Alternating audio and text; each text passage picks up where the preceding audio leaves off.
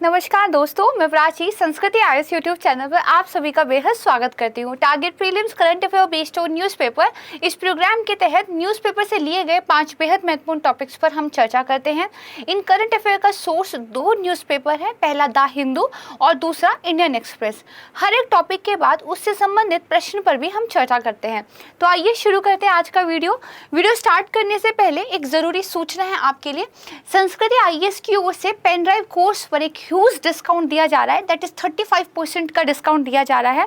लेकिन ध्यान रखिएगा, ये केवल 10 से लेकर 20 जुलाई तक ही वैलिड है। अगर आप 20 जुलाई से पहले इस कोर्स को अवेल कर लेते हैं तो आपको देखिए डिस्काउंट प्राइस पर ये पेन ड्राइव कोर्स मिल जाएगा। 20 जुलाई के बाद ओरिजिनल प्राइसेस आ जाएंगे। यहाँ पर देखिए आप सामान्य अध्ययन, ऑप्शनल, सी सेट, इनके कोर्सेज को जो है पेन ड्राइव कोर्स के माध्यम से अवेल कर सकते हैं। इस कोर्स को परचेज करने के लिए, इसके बारे में और अधिक जानकारी के लिए यहाँ पर एक मोबाइल नंबर दिया गया है, इस पर आप व्हाट्सएप कर सकते हैं पेन ड्राइव लिखकर। मेरी टीम की तरफ से आपको कॉल बैक किया जाएगा और आपकी किसी भी समस्या का निदान उनके द्वारा किया जाएगा। आइए अब हम सबसे पहले देखते हैं कि आज की वीडियो में हम कौन से 5 टॉपिक पर चर्चा करने वाले हैं। सबसे पहला तो साइंस एंड टेक का बड़ा इंटरेस्टिंग सा टॉपिक है, हॉक्स जीन। देखिए अभी वैज्ञानिकों ने कृत्रिम रूप से, आर्टिफिशियल रूप से इन जीन का निर्माण किया है और इसको बहुत ही ज़्यादा महत्वपूर्ण खोज माना जा रहा है। तो हॉक्स जीन करते क्या हैं और क्यों इनकी खोज महत्वपूर्ण है, इसको हम समझेंगे। दूसरा देखिए, छठी अनुसूची न्यूज़ में है। अभी एक डिस्ट्रिक्ट ट्राइबल काउंसिल जो है उनके द्वारा कहा जा रहा है कि हम जो है भारत के साथ जो इंस्ट्रूमेंट ऑफ एक्सेशन हुआ था, ठीक है, उसको जो है फिर से विचार करेंगे और देखेंगे कि उसके अंदर क्या कुछ प्रावधान थे। फिर देखिए तीसरा टॉपिक है मिशन वात्सल्य। अभी केंद्र सरकार की तरफ से राज्यों को ये गाइडलाइन जारी की गई है कि जो चाइल्ड प्रोटेक्शन स्कीम्स हैं, बालकों के लिए जो कुछ अच्छी योजनाएं सरकार की तरफ से चलाई जा रही है, राज्य उनका नाम ना बदले, ठीक है। तो इसी वजह से मिशन वात्सल्य देखिए चर्चा में आ जाता है। थर्ड हमारा टॉपिक मिशन वात्सल्य हो गया। फोर्थ टॉपिक है हमारा लाल पांडा, रेड पांडा। ये देखिए न्यूज़ में था, द हिंदू में इसको लेकर एक आर्टिकल आया था। पांचवा हमारा टॉपिक है प्राकृतिक खेती, नेचुरल फार्मिंग। अभी हाल ही में पीएम मोदी जी ने नेचुरल फार्मिंग को लेकर काफ़ी सारी चीज़ें कही थी। तो एक हमारे देश के पीएम के द्वारा अगर किसी चीज़ के बारे में बातचीत की जा रही है तो हमें वो करंट अफेयर में पढ़ना ज़रूरी हो जाता है। तो ये टोटल 5 इंपॉर्टेंट टॉपिक हैं जिन पर हम एक एक करके चर्चा करेंगे। हर एक टॉपिक के बाद उससे संबंधित प्रश्न को भी हम देखेंगे। सबसे पहला टॉपिक हमारा साइंस एंड टेक से है, दैट इज है हॉक्स जीन।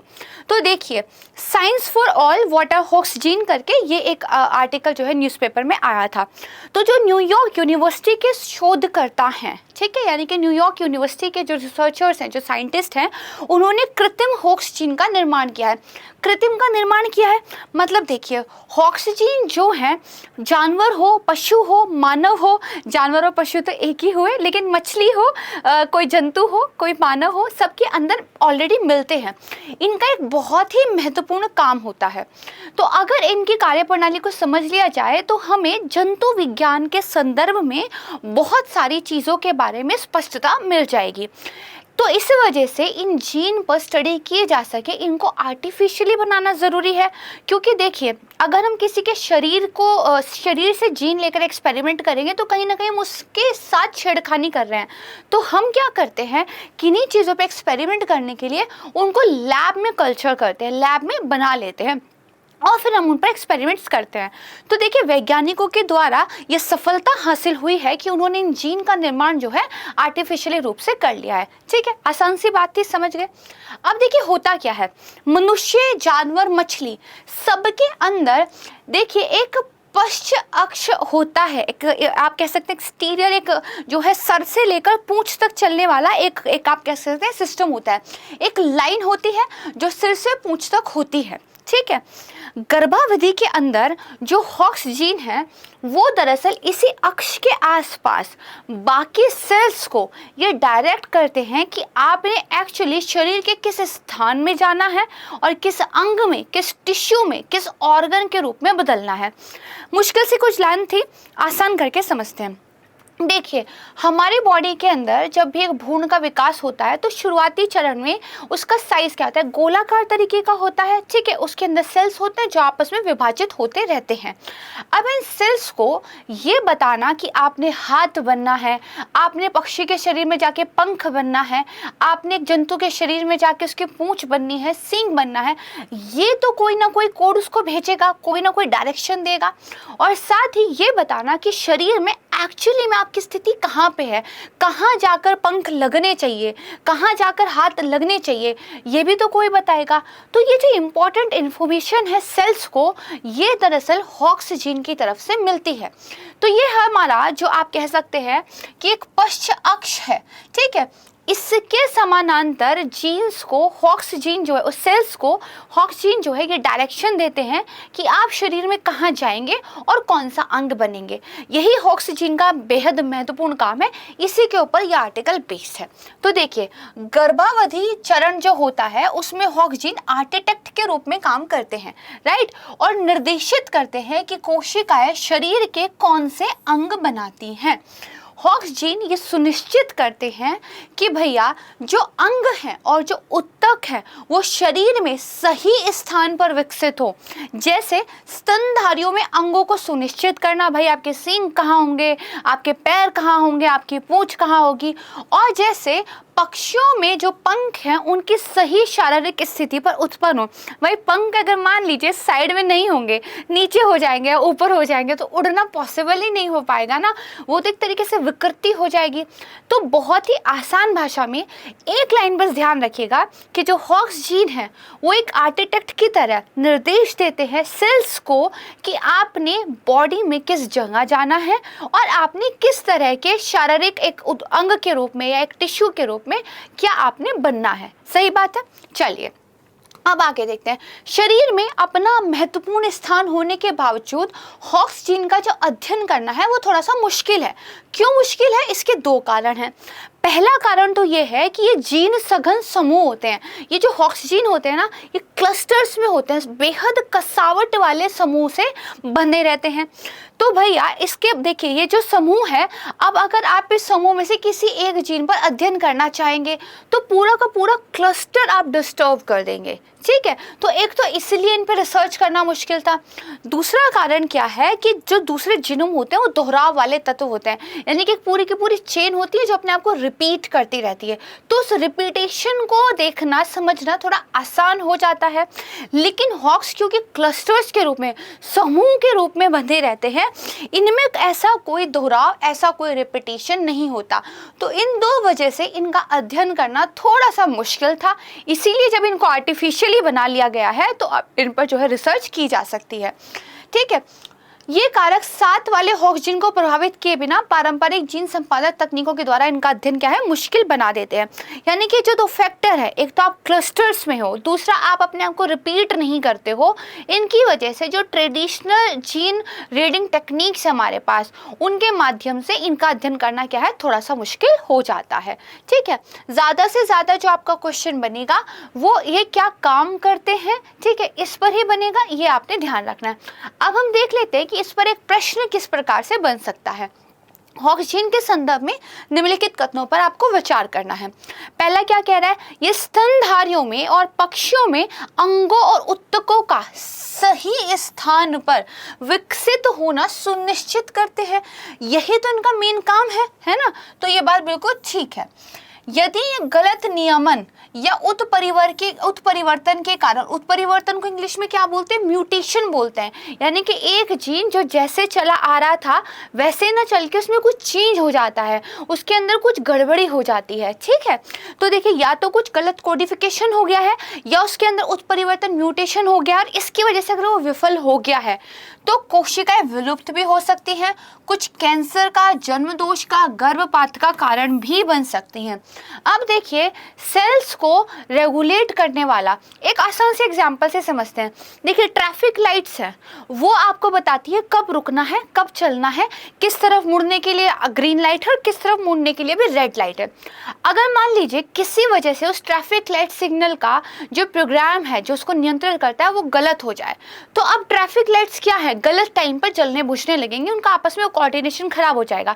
मान लीजिए एक टी पॉइंट बनता है, उस टी पॉइंट पे अगर 2 ट्रैफिक लाइट सही काम कर रही है बट एक गलत कर दे, तो उस गलत की वजह से लोगों को गलत निर्देश मिलेगा।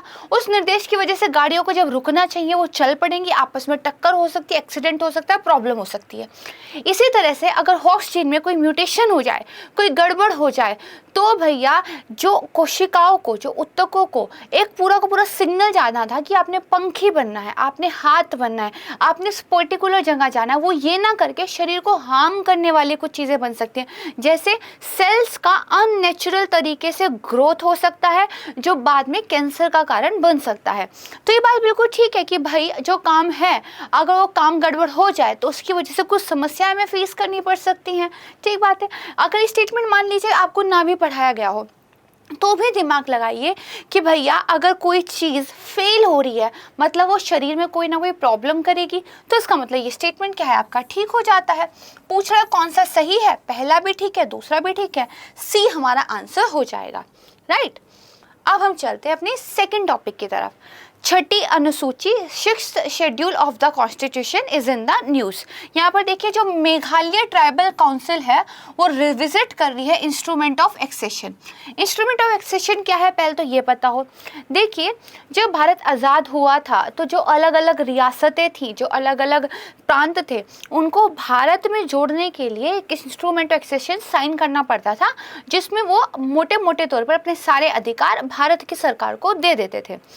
अब देखिए जो मेघालय में एक आदिवासी परिषद है उसने 7 दशक से पहले जो खासी डोमेन को भारतीय संघ का हिस्सा बनाने के लिए एक इंस्ट्रूमेंट ऑफ एक्सेशन पर साइन किया था, उस पर फिर से विचार करने के लिए एक बैठक बुलाई है। वो कह रहे हैं भैया हमने जो आपको साइन करके एक पेपर सौंपा था ना, इस पर हम फिर से विचार करेंगे कि एक्चुअली इसमें लिखा क्या था और आज के टाइम पे हो क्या रहा है।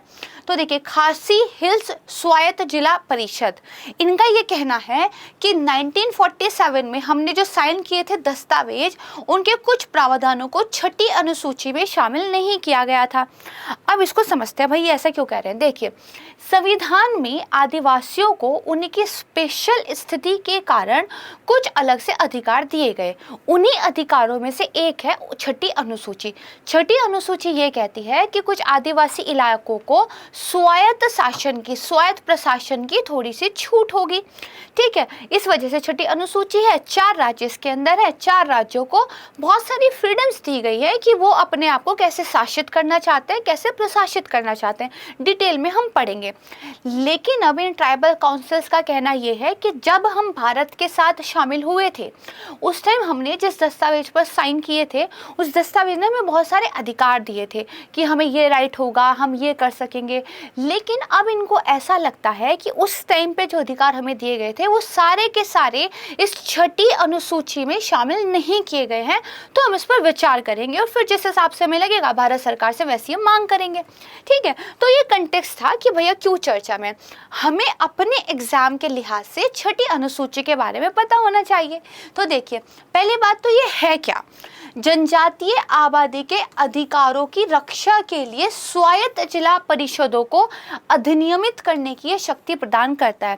भाई आदिवासी लोग ये कहते हैं ऊपर से हम पे शासन ना थोपा जाए, हम लोगों के जो रिचुअल्स हैं, हमारे जो रीति रिवाज हैं, हमारे जो कल्चर राइट है, उनके अनुसार हम अपने आप को नीचे के लेवल से शासित करना चाहते हैं। तो भाई एक तरीका निकाला गया, चलो ठीक है राज्य सरकार तो होगी ही, भाई एक स्टेट के पे आपकी स्टेट गवर्नमेंट तो होगी ही, लेकिन जिले के स्तर पर हम आपको थोड़ी फ्रीडम दे देते हैं। जिले के स्तर पर हम एक ढांचा बना देते हैं, उस ढांचे का नाम होगा जिला स्वायत्त परिषद। अब हर जिले को प्रशासित करने की कुछ शक्तियां उस जिला स्वायत्त परिषद के पास भी होंगी और उस परिषद में उस पर्टिकुलर जिले से चुने हुए लोग शामिल होंगे जो अपने अधिकारों का, अपने कल्चर का, अपने राइट्स का ध्यान रखते हुए जो है नियम कानून बनाएंगे। तो ये जो पावर दी गई है ये छठी अनुसूची की वजह से दी गई है।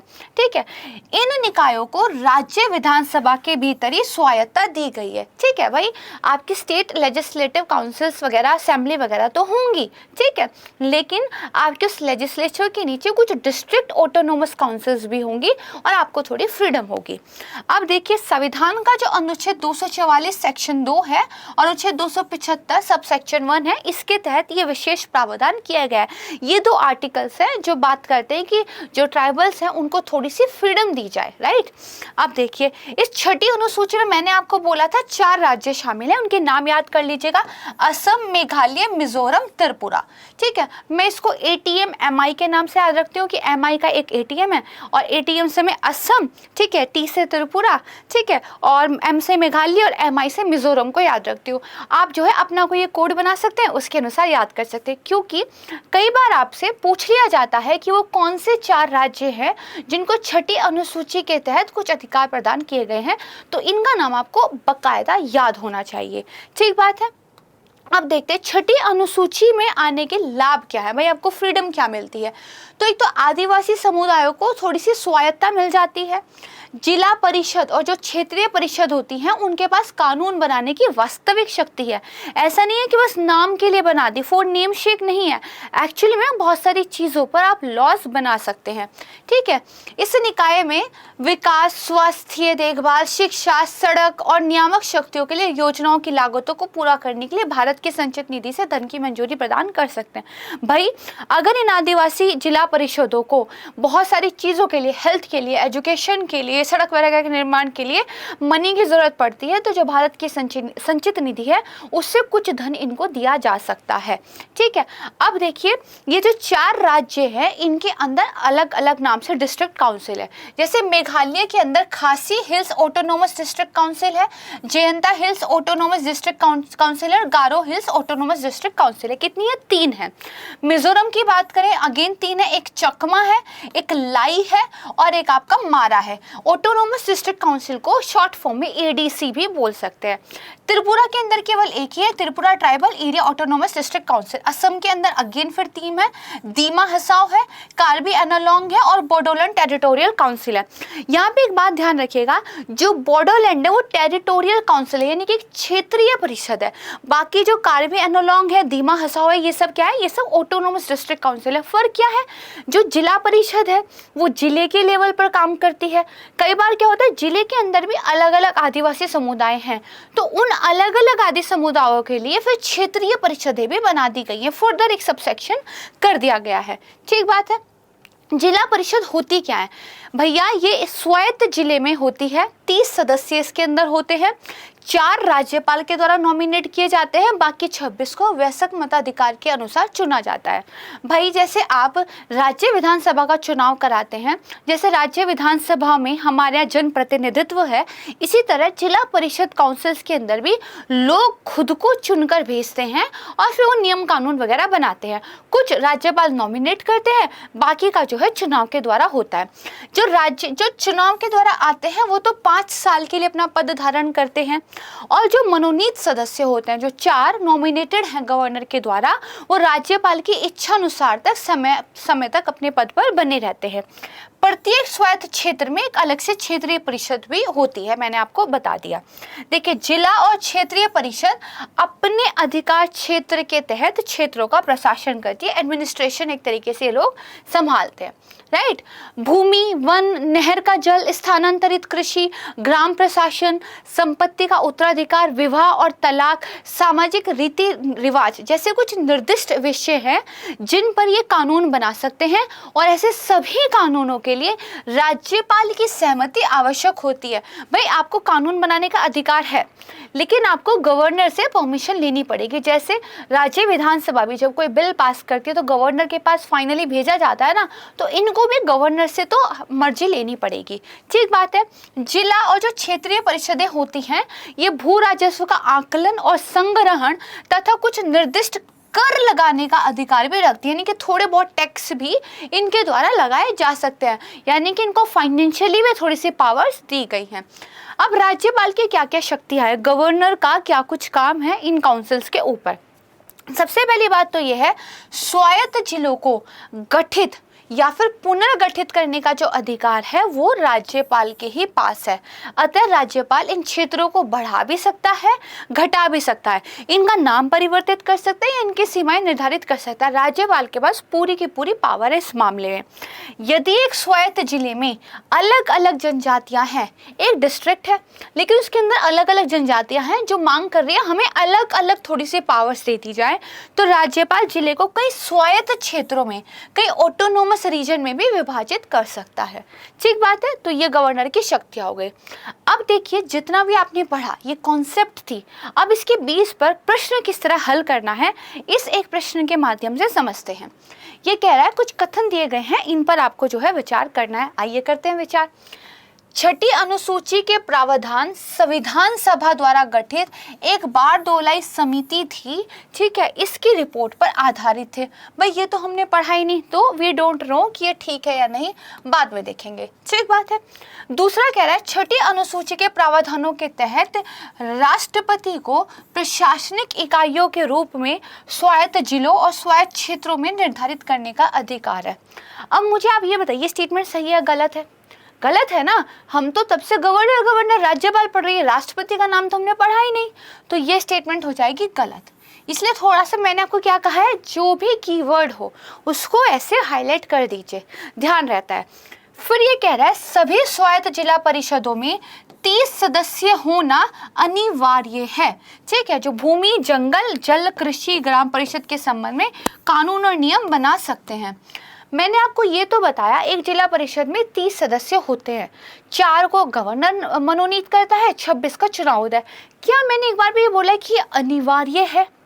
हर राज्य के अंदर देखिए, मैंने आपको बताया था अलग अलग डिस्ट्रिक्ट काउंसिल्स थे। क्या सबकी आवश्यकता एक जैसी होंगी? क्या सबकी जनसंख्या एक जैसी होगी? क्या सबके लिए 30 की संख्या ठीक होगी? कोई तो अपवाद होगा ही ना। तो ये अनिवार्य जो शब्द है ना, ये इस स्टेटमेंट को थोड़ा सा तो डाउटफुल बना देता है, क्योंकि देखिए जो बोडोलैंड वाली है उसमें 30 सदस्य नहीं है, ज़्यादा सदस्य हैं। ठीक है, तो इसीलिए अगर ये अनिवार्य वर्ड नहीं होता तो इट कैन बी पॉसिबल कि हाँ ज़्यादातर में 30 ही होते हैं, लेकिन क्योंकि एक भी अपवाद अगर है और यहाँ पर अनिवार्य वर्ड है तो ये गलत हो जाएगा। तो ये स्टेटमेंट हो गया गलत। ठीक है, तीसरा गलत हो गया, दूसरा आसान था, गलत हो गया। आइए देखते हैं क्या आंसर निकल रहा है। दूसरा गलत है तो ये, तीसरा गलत है तो ये, दूसरा तीसरा गलत है तो ये, पहला मतलब आंसर। अब फर्स्ट स्टेटमेंट बारदोलाई समिति का हमें आइडिया नहीं भी था, हमें सिर्फ इन 2 स्टेटमेंट के सारे अगर आंसर निकालना हो तो आराम से हमारा केवल एक आंसर आ गया, जो कि ठीक है। यानी कि अब आपको बारदोलाई समिति का नाम याद कर लेना है। ठीक है, तो ये क्या है, ये सही है। चलिए अब बात करते हैं थर्ड स्टेटमेंट की, मिशन वात्सल्य। यहाँ पर देखिए सेंटर ने रिलीज की हैं गाइडलाइंस चाइल्ड प्रोटेक्शन स्कीम्स के लिए कि जो स्टेट है वो उनके नाम के साथ टेम्पर नहीं कर सकते। अगर हमने प्रधानमंत्री नाम से कोई योजना रखी है, उसको मुख्यमंत्री नाम से आपने नहीं लेके आना है। मजाक कर रही हूँ। ठीक है, आइए देखते हैं।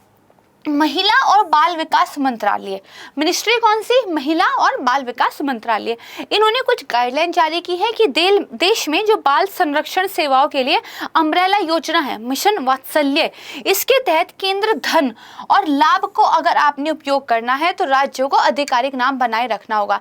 भाई अगर आपको चाहिए हमसे पैसा तो नाम स्कीम का वो होगा जो हम रखेंगे। अगर आप अपना नाम चमकाना चाहते हैं तो पैसा भी आप ही यूज कीजिएगा, हम नहीं देंगे, ऐसा मोटे तौर पर सरकार कह रही है।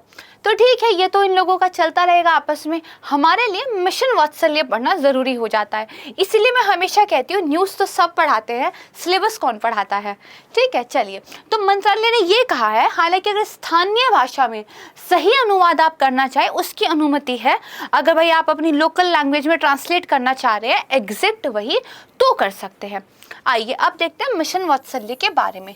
सबसे पहले तो ये बात ध्यान रख लीजिए, मिशन वात्सल्य में मोटे तौर पर सरकार ने ये विज़न रखा है, जिन बच्चों के माँ बाप नहीं हैं या जो किडनैप हो गए थे, लापता हो गए थे, जिनके माँ बाप नहीं मिल पा रहे हैं, उन बच्चों को या तो बाल सुधार गृह में या फिर बाल गृह में या फिर हॉस्टल्स में, पीजी में, ऐसी जगह रखा जाता है। गवर्नमेंट ने एक विज़न अपनाया कि मान लीजिए कोई फैमिली ऐसी है जो उस तरह के बच्चों को एक पारिवारिक माहौल में उस प्रेम के साथ उसके साथ अपने यहाँ कुछ समय के लिए रखना चाहती है, तो कुछ कार्रवाई के बाद वो अपने यहाँ बच्चों को रख सकती है। विदेशों में फोस्टर सिस्टम के नाम से इसको जाना जाता है। फोस्टर सिस्टम में मैं एज अ फैमिली अपने आप को रजिस्टर कर सकती हूँ गवर्नमेंट के पास जाके कि देखिए मेरी फैमिली में मैं एक बच्चे को रखना चाहती हूँ। अनाथ आलयों में बच्चे पले, इससे बेटर है कि हर एक फैमिली एक एक बच्चे को अडॉप्ट कर ले। अडॉप्ट करना लिटरल मीनिंग में नहीं यूज होगा, क्योंकि जब आप गोद ले लेते हैं तो आप उसके माता पिता बन जाते हैं, आपका वो बच्चा आपका हो जाता है। यहाँ पर आप उस बच्चे को एक हॉस्टल के रूप में फैमिली प्रदान करते हैं। जब वो बच्चा एक नियत आयु तय कर लेता है, जब वो अपना करियर बना लेता है, तो फिर वो मूव ऑन कर सकता है उस फैमिली से। तो यहाँ पर जो परिवार है वो एक बच्चे को कुछ समय के लिए पारिवारिक माहौल देने के लिए अपने यहाँ रख सकते हैं। ये जो विज़न है सरकार ने मिशन वात्सल्य के तहत रखा है, और इसको आप देखिए एथिक्स के केस स्टडी में भी यूज़ कर सकते हैं। आप गूगल कीजिएगा फोस्टर सिस्टम, तो आपको ये चीज़ें और क्लियर हो जाएंगी। आइए समझते हैं। मिशन वात्सल्य योजना के तहत जो बच्चे हैं उनको नीति निर्माताओं ने माना है कि वो सर्वोच्च राष्ट्रीय संपत्ति हैं। सबसे बढ़िया जो एक नेशनल एसेट है हमारे यहाँ, वो हमारे चिल्ड्रन हैं। अगर आप चिल्ड्रंस की परवरिश अच्छे करेंगे तो आप अच्छे नागरिक बनाएंगे। अगर आप अच्छे नागरिक बनाएंगे तो देश की उन्नति होगी। ठीक बात है। भारत में देखिए एक डाटा है, वेरी इंपॉर्टेंट, नोट कर लीजिएगा। 18 वर्ष तक की आयु के 472 मिलियन बच्चे हैं, यानी कि देश की 39% आबादी जो है बच्चों की शामिल है। राइट। अब देखिए केंद्रीय महिला और बाल विकास मंत्रालय द्वारा शुरू की गई इस योजना में के तहत बच्चों को हर क्षेत्र में विकास के लिए सहायता प्रदान की जाएगी। हर एक सेक्टर में जहां भी बच्चों को मदद की जरूरत है वो बच्चों को दिया जाएगा। देखिए मैंने पहले स्लाइड पे ही बताया था, ये क्या है, अम्ब्रेला कार्यक्रम है, यानी कि बहुत सारी सब स्कीम्स इस एक स्कीम के अंदर शामिल है। पहले देखिए बाल संरक्षण कार्यक्रम के नाम से इसको जाना जाता था, बाद में गवर्नमेंट ने इसका नाम चेंज कर मिशन वात्सल्य कर लिया, और इसके अंदर बहुत सारे सब पार्ट जो है अलग अलग योजनाओं के रूप में चलते हैं। ठीक है। केंद्र सरकार की परित्यक्त या लापता बच्चों जैसे जो कमजोर बच्चे हैं उनकी सुरक्षा के लिए निजी क्षेत्र और स्वयं सेवी समूहों के साथ भागीदारी करने की क्या है, योजना है। ठीक बात है।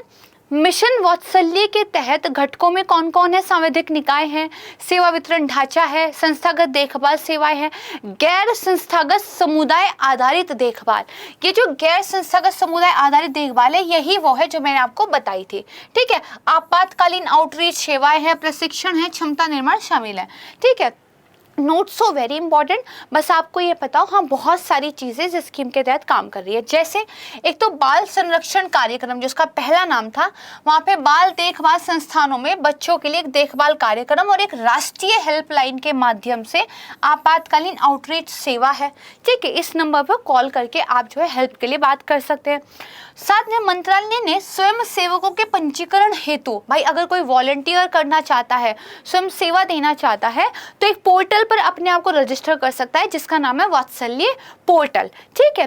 ताकि जो राज्य और जिला प्राधिकरण है उन्हें विभिन्न योजनाओं को क्रियान्वित करने में शामिल कर सकें। राइट। अब देखिए इसका एक बोर्ड है, उस बोर्ड के बारे में पढ़ना ज़्यादा इंपॉर्टेंट है। क्या नाम है, मिशन वात्सल्य परियोजना अनुमोदन बोर्ड। इस योजना के तहत राज्यों के लिए धनराशि को स्वीकृत करने के लिए एक मिशन वात्सल्य परियोजना अनुमोदन बोर्ड बनाया गया है, जिसकी अध्यक्षता कौन करेंगे, वेरी इंपॉर्टेंट, महिला और बाल विकास मंत्रालय के सचिव करेंगे। अब यहाँ पर महिला और बाल विकास मंत्रालय के मिनिस्टर नहीं, सचिव जो हैं वो करेंगे। तो इस इसको ध्यान रख लीजिएगा, यहीं पर स्टेटमेंट ट्विच हो सकती है। ठीक है, बाकी इस बोर्ड के अन्य सदस्यों में कौन कौन आता है? गृह मामलों के विभाग के सचिव, सामाजिक न्याय और अधिकारिता विभाग के सचिव, पंचायती राज विभाग के सचिव, ग्रामीण विकास, आवास और शहरी मामलों के विभागों के सचिव, श्रम और युवा मामलों के खेल विभाग के सचिव, स्कूल मामलों के साक्षरता विभाग के सचिव और नीति आयोग के CEO भी इसमें शामिल हो गए। अगेन ये इंपॉर्टेंट है, इसको ध्यान रख लीजिएगा। ठीक है, अब आइए इस पर एक प्रश्न देख लेते हैं। क्या कह रहा है? मिशन मत्सल्य के संदर्भ में कुछ कथन दिए गए, इन पर विचार कीजिए। इसे सामाजिक न्याय व अधिकारिता मंत्रालय द्वारा निजी क्षेत्र और स्वयंसेवी समूहों की भागीदारी से शुरू किए जाने की योजना है। पढ़िए स्टेटमेंट को, कौन सा मंत्रालय लिखा हुआ है?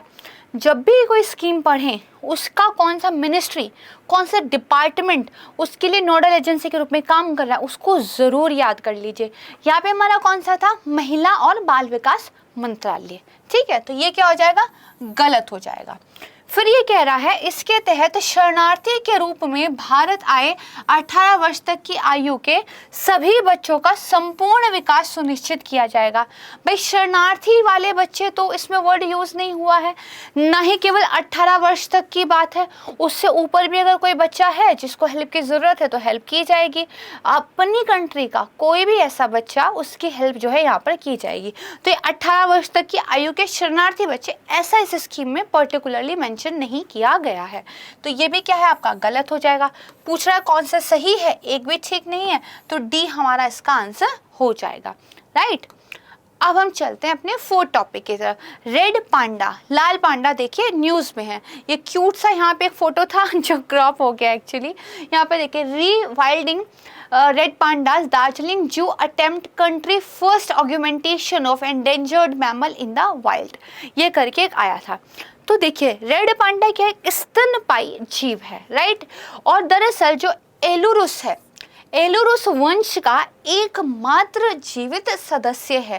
ठीक है, यानी कि जो एलुरुस वंश है इसका अगर कोई सदस्य जीवित है पृथ्वी पे तो रेड पांडा है, बाकी और कोई नहीं है। तो ये क्या हो गया? इंपॉर्टेंट हो गया। ठीक है, फिर देखिए ये क्या कह रहा है कि ये मुख्य रूप से हिमालय से जो हेंगडुआन पर्वत है जो कि चीन में है, ठीक है, जो हिमालय पर्वत श्रृंखला है वहां से लेकर जो हेंगडुआन पर्वत श्रृंखला है वहां तक साथ में लगी हुई सीधी रेखा के क्षेत्र में पाया जाता है।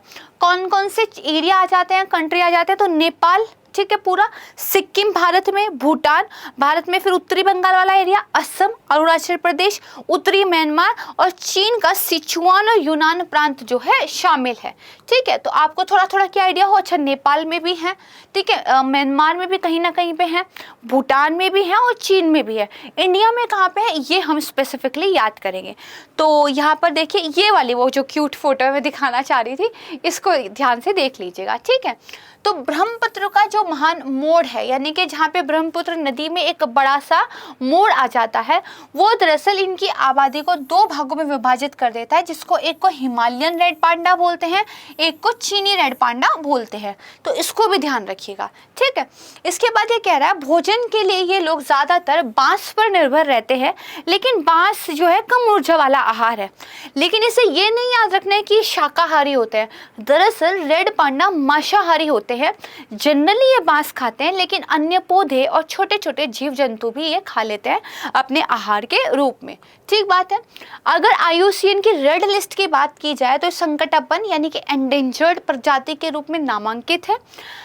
ट्रैफिक एक संस्था है, उसकी रिपोर्ट कहती है कि पूरे वर्ल्ड में, पूरे विश्व की अगर मैं बात करूं तो 14,500 लाल पांडा ही जो है बचे हुए हैं, जिसमें से 5,000 6,000 जो लाल पांडा हैं वो भारत के 4 राज्यों में रहते हैं। वो 4 राज्य बहुत इंपॉर्टेंट है, अरुणाचल प्रदेश, मेघालय, सिक्किम और पश्चिम बंगाल। ठीक बात है।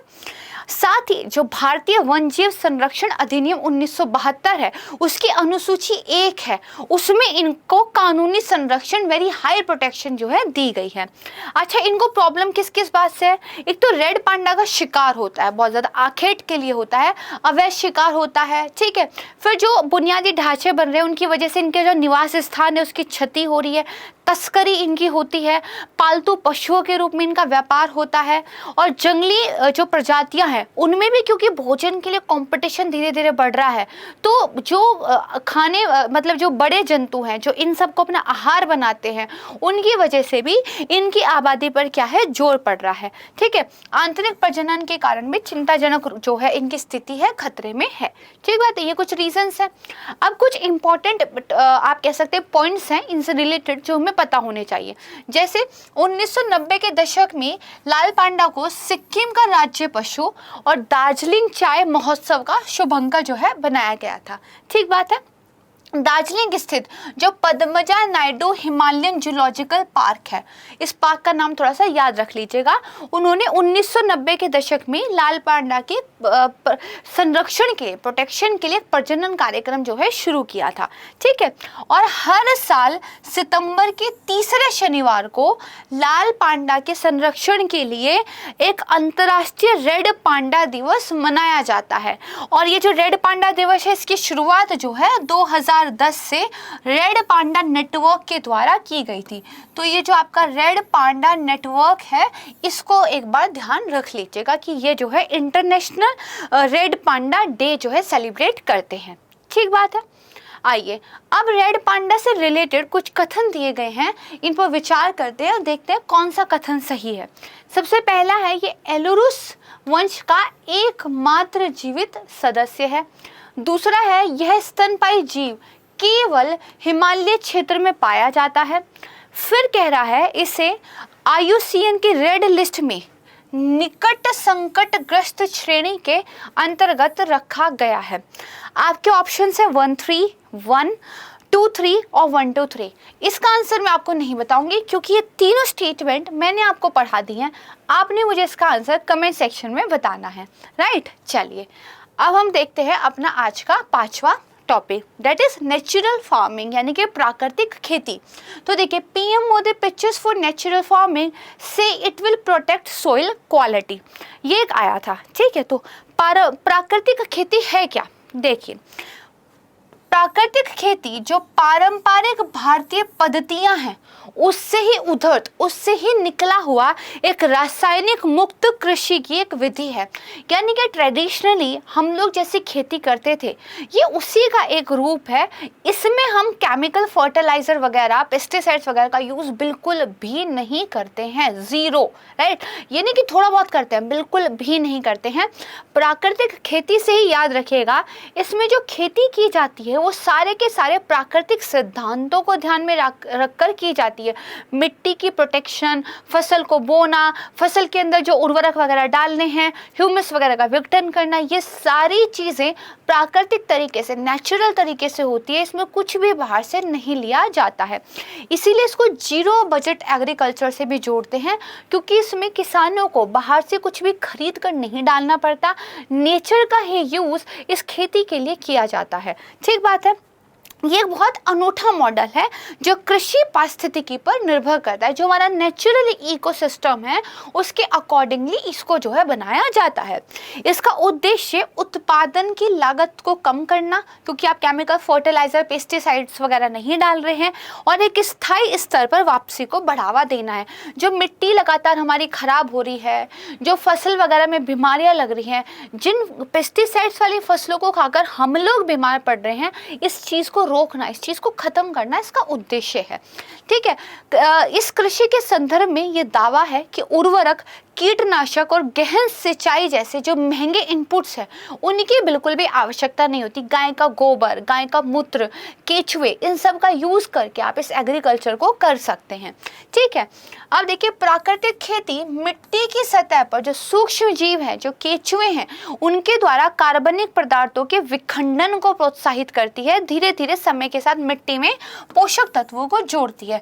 थोड़ा सा टाइम टेकिंग होती है। शुरुआत में हो सकता है आपको प्रोडक्शन कम दिखाई दे, बट धीरे धीरे जितनी प्रोडक्शन आपकी आजकल की चीज़ें यूज़ करके हो रही है उतनी प्रोडक्शन हो जाती है। और गवर्नमेंट की वेबसाइट तो ये कहती है कि कुछ गांव वगैरह में प्रोडक्शन हाई भी हुई है, लेकिन ये तुरंत नहीं होता, टाइम लगता है। ठीक है, तो हालांकि जो जैविक खेती होती है, अब बहुत इंपॉर्टेंट चीज़ मैं आपको बोल रही हूँ, नेचुरल फार्मिंग, प्राकृतिक खेती, जैविक खेती यानी कि organic farming, these are two different terms. इनको कभी भी एक मत समझ लीजिएगा। जैविक खेती में हमारे यहाँ जो आपके ये सब खाद वगैरह इसको यूज़ करते हैं, लेकिन कैसी खाद? जैविक खाद यूज़ करते हैं। तो देखिए जैविक खाद, ठीक है, जैसे वर्मी कंपोस्ट, गाय का गोबर वगैरह का यूज़ किया जाता है, इन्हें कल्टीवेटेड खेती में उपयोग किया जाता है। प्राकृतिक खेती में दरअसल कुछ भी बाहरी चीज़ यूज़ नहीं होती है, जैविक खाद तक भी यूज़ नहीं होती है। लेकिन जो जैविक खेती है उसमें ऑर्गेनिक कंपोस्ट, ठीक है, उसमें ऑर्गेनिक फर्टिलाइज़र वगैरह यूज़ हो सकता है। ठीक बात है। अब देखिए ये मिट्टी की उर्वरता और पर्यावरणीय स्वास्थ्य को बढ़ावा देता है, ग्रीन हाउस गैस के उत्सर्जन को कम करता है, ऐसे अन्य लाभ रहते हैं जिससे क्या है, किसानों की आय आखिरकार बढ़ जाती है। ठीक है। अब भैया ये जो प्राकृतिक खेती को लेकर अप्रोच शुरू हुई, हालांकि भारत में परंपरागत रूप से वैसी खेती होती थी, बट ये जो पॉपुलर हुई वो एक जापानी किसान ने एक बुक पब्लिश की, उस बुक में इसके बारे में लिखा हुआ था, वहां से ये पॉपुलर हुई। ठीक है। तो वही बताया हुआ है कि इस दृष्टिकोण को जापानी किसान एक दार्शनिक थे जिनका नाम था मात्सुनोबु फुकुओका, उन्होंने 1975 में अपनी पुस्तक द वन स्ट्रॉ रेवोल्यूशन में जो है पेश किया था। ठीक है। अंतर्राष्ट्रीय स्तर पर प्राकृतिक खेती को पुनर्योजी कृषि के रूप में, रिकॉम्बिनेंट एग्रीकल्चर का एक टाइप हो जाता है, उसके रूप में जाना जाता है, जो ग्रह को बचाने की एक प्रमुख रणनीति है। ठीक है। भारत की अगर बात करें तो किस पर्टिकुलर स्कीम के तहत इस पर जोर दिया जा रहा है, तो परंपरागत कृषि विकास योजना के तहत प्राकृतिक खेती, भारतीय प्राकृतिक कृषि पद्धति कार्यक्रम BPKP के रूप में जो है इसको बढ़ावा दिया जा रहा है। BPKP योजना का उद्देश्य बाहर से खरीदे जाने वाले आदानों को कम करके पारंपरिक स्वदेशी प्रथाओं को बढ़ावा देकर खेती करना है। ठीक है। अब इस पर एक बहुत इंपॉर्टेंट क्वेश्चन देखते हैं, बहुत ध्यान से पढ़िएगा मेरे साथ। देखिए दो स्टेटमेंट दिए गए हैं।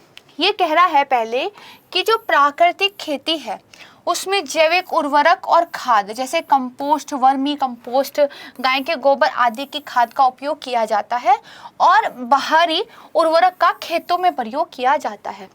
प्राकृतिक खेती और बाहरी उर्वरक का खेतों में प्रयोग किया जाता है। क्या ये ठीक है?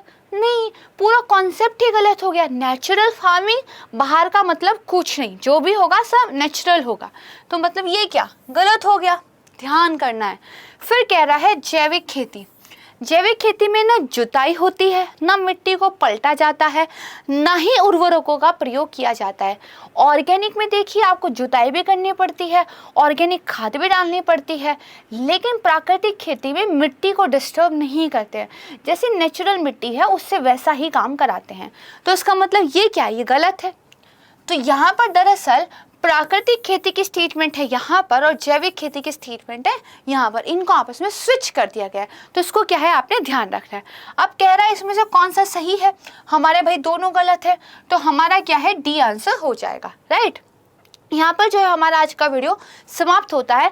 जो क्वेश्चन मैंने आपसे पूछा है उसका आंसर ज़रूर कीजिएगा और इसी तरह से हम रोज मिलते रहेंगे, डेली करंट अफेयर के वीडियोस के माध्यम से डेली करंट अफेयर को प्रिपेयर करते रहेंगे।